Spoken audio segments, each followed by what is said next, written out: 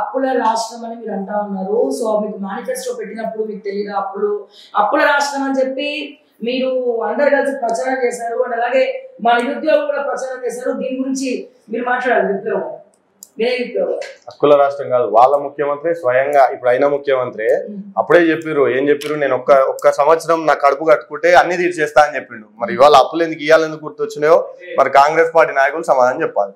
ఇప్పుడు కాంగ్రెస్ పార్టీ ఇప్పుడు బీఆర్ఎస్ ఉన్నప్పుడు నిరుద్యోగం ఎలా మోసగించిందంటే, గత ప్రభుత్వం బీఆర్ఎస్ ఇస్తున్న హామీలు ఏదైతే ఇంటికో ఉద్యోగం వస్తే తెలంగాణ రాష్ట్రం అని చెప్పేసి తెలంగాణ సాధన కోసం ఎంతో మంది అమరులు త్యాగం చేసి తెలంగాణ రాష్ట్రం ఏర్పడ్డారు. కేసీఆర్ కుటుంబమో లేకపోతే రేవంత్ రెడ్డి కుటుంబం వేసారు. అదే ఓన్లీ తెలంగాణ రాష్ట్రం 1200 మంది అమరవీరులు ప్రాణత్యాగం వల్ల తెలంగాణ రాష్ట్రం ఏర్పడ్డారు. ఈ రోజు ఆ త్యాగాన్ని స్మరించు వాళ్ళ త్యాగాలను ముందుకు తీసుకెళ్లకుండా ఈ రోజు ఎవరికి నచ్చినట్టు వాళ్ళు రాష్ట్రానికి ద్రోహం చేసిన నాయకులు సీట్లలో కూర్చొని మంత్రులుగా ఎమ్మెల్యేలుగా మినిస్టర్స్ గా కూర్చుంటే రాష్ట్రానికి ఏదైనా జరుగుతుంది మేడం. ఈ రోజు నిరుద్యోగులను గత ప్రభుత్వం మోసం చేసిందంటే నిరుద్యోగుల పక్షాన ఈ రోజు మేము కొట్లాడుతున్నాం అని చెప్పేసి రేవంత్ రెడ్డి గారు రాహుల్ గాంధీ గారు అశోక్ నగర్ లైబ్రరీకి వచ్చి మరి చెప్పారు. ఈ రోజు చూసుకుంటే వాళ్ళు ఇచ్చిన హామీ ఏంటి, 40 లక్షల మంది నిరుద్యోగులకు నేను న్యాయం చేస్తా, మీ ఇంటికి ఉద్యోగం అన్నారు కదా, నేను అన్ని నోటిఫికేషన్ వేసేస్తా వచ్చిన 100 రోజులు అని చెప్పేసి చేసిన అని చెప్పేసి మాట ఇచ్చిరు. ఆ హామీ మీద నిలబడి అందరం కట్టుబడి చాలా వరకు కాంగ్రెస్ పార్టీ ఊళ్ళకి వెళ్ళి అశోక్ నగర్ కృష్ణా నుంచి వెళ్ళేసి ప్రతి ఒక్కరు కాంగ్రెస్ పార్టీ పోటీ జాబ్ వస్తుందని చెప్పేసి ఇష్టం లేని వాళ్ళు మా ఫ్యామిలీస్ కూడా కాంగ్రెస్ పార్టీ పోటీ చేస్తాం. ఈ రోజు ఏం చేసింది, కేసీఆర్ మేడం అంతా మీకు తలకాయ అడ్డంగా నడిపించిన పరిస్థితి తీసుకొచ్చింది కదా నిరుద్యోగులు. ఎవరికైతే మేము ఊర్లో ప్రచారం చేసినాం వాళ్ళనే ఈ రోజు మేము ఊరుకోలే పరిస్థితి చేసింది కాంగ్రెస్ పార్టీ. ఇప్పుడు కూడా ఇంకా ప్రచారం చేస్తున్నాం. అవును, దేనికోసం ప్రచారం చేస్తున్నాం ఈ రోజు అంటే మిమ్మల్ని అడగడం కాదు, మేము ఎమ్మెల్యేలుగా మేము పోయి మేము సాధించుకోవాలనే ఉద్దేశంతో ఈ రోజు మేము జూబ్లీస్ బై ఎలక్షన్ లో మేము నిలబడ్డాం స్వతంత్ర అభ్యర్థులుగా. ఈ రోజు కాంగ్రెస్ పార్టీ ఇచ్చిన హామీ నిలబెట్టుకోలేని ఒక దద్దమ్మ ప్రభుత్వంగా ప్రజలు అంటున్నారు, మేము అంటున్నాం, అందరికి తెలిసిందే. ఈ రోజు G.O. 29 తీసుకొచ్చి 48 ఇవి ఎవరు తీసుకొచ్చింది మేడం, దీనివల్ల ఎవరికి లాభం? కాంగ్రెస్ పార్టీ ఇచ్చిన హామీలు ప్రజల హామీలు అట్లా పెడితే చదువుకున్న ఉద్యోగులు మాలాంటి నిరుద్యోగులను మోసం చేసి దేనికోసం వచ్చింది? ప్రజాపాలన అనేది లేదు మేడం. ఇక్కడ తెలంగాణ రాష్ట్రంలో బోర్డు మాత్రమే అది ప్రజాపాలన అనేది. లోపల జరిగేది వీళ్ళ కమిషన్లు, వీళ్ళకి కావాల్సిన రాజకీయ స్వలాభం, ఇది తప్ప ఇంకా ఏది లేదు. ఇంకొకటి ఇక్కడ మీరు చూసుకునే ఇప్పుడు ప్రజెంట్ సిచ్యువేషన్ లా నిరుద్యోగులు లేవంటే ఎందుకు మమ్మల్ని ఇంత టార్గెట్ చేస్తారు? మా దగ్గర 100 కోట్లు లేవు, బ్యాక్గ్రౌండ్ లేదు మా దగ్గర, అయినా ఎందుకు ఈ విధంగా మమ్మల్ని టార్గెట్ చేయడం? ఇంటెలిజెన్స్ పెట్టి నేను నామినేషన్ వేసి అని చెప్పేసి ఆనందం కాల్ చేయడం ఏంటి? నా ఊరు ఆనందం అక్కడ కాల్ చేసి బెదిరించడం ఏంటి? మా ఇంటి పక్కన వాళ్ళకి నా దగ్గర కేసులు పెట్టడం ఏంటి? ఇది ఎంతవరకు కరెక్ట్ మేడం? ఇది ప్రజా ప్రభుత్వమా? ఇదేనా దేశీయ ప్రభుత్వం అంటే? ఇది ప్రజా ప్రభుత్వమా కాదా, లేకపోతే బీఆర్ఎస్ పార్టీ మంచిదా? ఇది చెప్పాలంటే దీనికోసమే మనతో పాటు స్టూడియోలో డాక్టర్ శివప్రసాద్ పొలిటికల్ అనలిస్ట్ ఉన్నారు.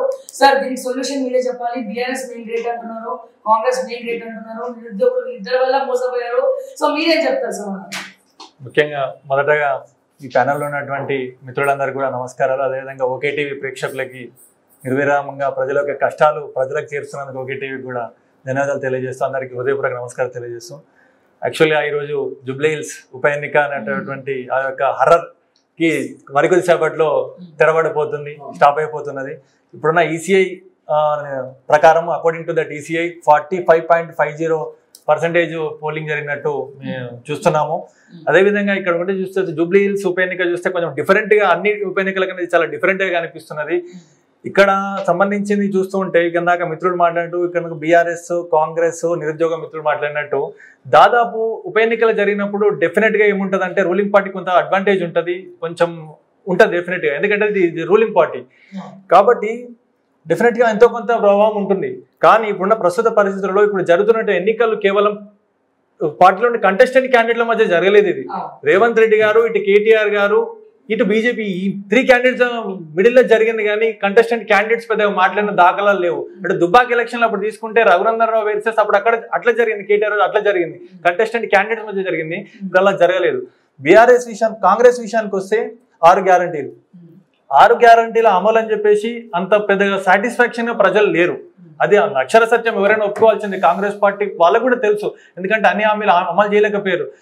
కొద్దిగా రేవంత్ రెడ్డి గారే చెప్పింది ఏంటంటే విషయము, నేను ఇక్కడ బడ్జెట్ లేదు, నన్ను కోసినా కానీ నాకేం లేవని చెప్పేసి ఒక హంబుల్ క్యాండిడేట్, ఒక ముఖ్యమంత్రి స్థానం నుండి క్యాండిడేట్ అలా చెప్పడం కొంచెం ఇబ్బందికరమైన విషయం. అలా మాట్లాడవలసి లేకుండే మీకు ఇచ్చింది బీఆర్ఎస్ అసమర్థ పాలన జరిగిన కారణంగానే మీకు ఇచ్చారు గవర్నమెంట్. రూలింగ్ అనేది మీకు ఇచ్చినారు. దానికి మీరు చాలా జాగ్రత్తగా వ్యవహరించాల్సిన అవసరం ఉండుంటే, కానీ అది అసమర్థత వ్యక్తమవుతున్నది. చూడాలి మరి ఏం అంతిమ నిర్ణేతలు ప్రజలు వాళ్ళు ఎట్లా ఓటింగ్ చేస్తారో చూడాలి. మరి నిజంగా ఇంతకుముందు మాట్లాడినప్పుడు నిరుద్యోగులు మిత్రుడు మాట్లాడుతుంటే కంటెస్టెంట్ నామినేషన్ జనరల్ గా కంటెస్టెంట్ చేసినప్పుడు ఎందుకు ఈసీఐ రిజెక్ట్ చేయాల్సిన అవసరం ఉంది, దానికి కారణం ఏమైండొచ్చు, ఎందుకు ఇంటెలిజెన్స్ పెట్టాల్సిన అవసరం ఉంది? ప్రజాస్వామ్యంలో భారత రాజ్యాంగంలో every person has its own right ఉంది. ఆర్టికల్ 19 ప్రకారం ఎక్కడైనా మాట్లాడించే హక్కు ఉంటుంది. ఎవరు కూడా రిస్ట్రిక్ట్ చేయాల్సిన అవసరం లేదు. గవర్నమెంట్ ఏ గవర్నమెంట్ అన్నది బీఆర్ఎస్ అయినా కాంగ్రెస్ అయినా సరే ప్రజలకి ప్రశ్నించే హక్కుని ఎవరైతే కాల రాస్తారో ఎవరైనా సరే కాలగర్భంలో కలిసే అవకాశం ఉంటుంది. డెఫినెట్ గా రాజ్యాంగాన్ని పరిడవిల్లాల్సిన అవసరం ఎంతో ఉంది, కానీ అలా చేయడం కరెక్ట్ కాదేమో నా అభిప్రాయం.